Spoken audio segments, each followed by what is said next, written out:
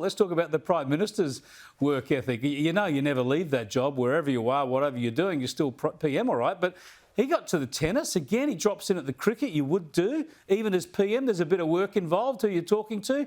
But three nights at the tennis, Stephen, it's just extraordinary. Look, and the thing about this is, I mean, it's the rank hypocrisy of a bloke that went to an election saying, you know, I'll turn up, I won't take days off, you know, I'll hold the hose and all that kind of stuff. And people are trying to compare it to Scott Morrison going to Hawaii on a holiday when the bushfires were happening. The reality is that Scott Morrison couldn't actually physically do anything about those bushfires. Albo's got a real problem going on in Alice Springs that he actually needed to be on the ground sorting out. And I think he spent, 4 hours there, but then 3 nights at the tennis.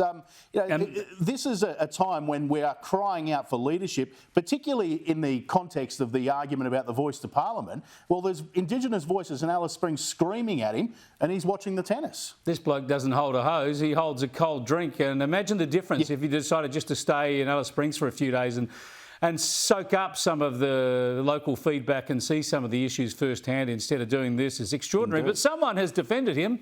The local Premier there in Victoria has defended him. Have a look. It's a very significant event. I think the Prime Minister travels right throughout the country.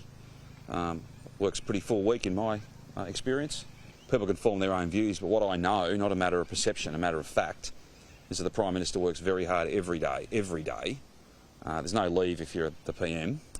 And he's all about getting things done and all about making sure that all the commitments that he made at the election are delivered in full.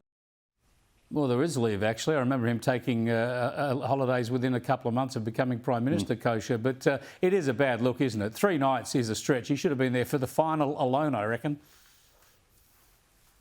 Yeah, look, Dan Andrews is a party loyalist, and that should be admired on some level. He's doing what he needs to do with that. And I think that 3 nights is what irked people. He's not wrong, Dan Andrews, that it is an iconic event. It's a little bit different than a vacation in Hawaii. But 3 nights, I think, was the issue. And I guess his PR machine maybe miscalculated here. I'll just make one quick point in defense of the Prime Minister, though. There are big fish to fry in the country. And I think, you know, from the national debt to inflation and everything else, that there's sometimes a lot of focus on micromanaging FaceTime of where leaders are. I remember Ronald Reagan was criticized for sleeping too much. President Obama was criticized for playing too much golf, etc. So there's maybe a little bit of an overemphasis on that at the expense of many other things that I think we could criticize the Prime Minister on that are more consequential. Sure, but it's the hypocrisy, as Stephen says. They were front and centre criticising Scott Morrison for not turning up. And look at this after we see what's going on in Alice Springs.